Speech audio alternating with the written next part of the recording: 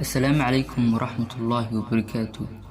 maanta xubinteena maskax kaab waxaan idinkula wadaagi doonaa xikmado iyo oraahyo gudbin doona xuquuqda dadweynaha ku xiran kanaalka Xikma Media.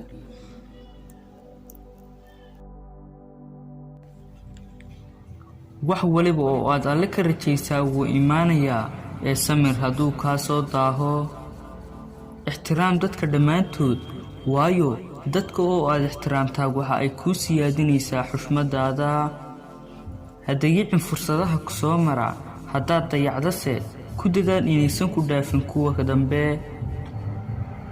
ha isku dayin in aad qof been u sheegto, si kasta oo ay runtu u qadhaadh tahay.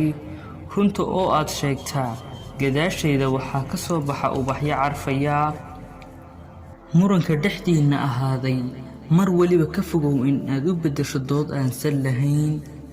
kuwa mar waliba ku dooda wax aanan macquul lahayn, kuwaasi waa kuwo cuquushoodu daciiftay. dadka waxaa ku dhex jira shakhsiyaad soo muuqda keliya xilliga ay dani hayso oo keliya. ku dadaal inaad ka faa'iidaysato 3 fursadood oo aan soo laaban doonin. 1. kalsoonida. 2. hadalka oo afkaaga ka soo baxa. 3. waqtigaaga oo ku dhaafa.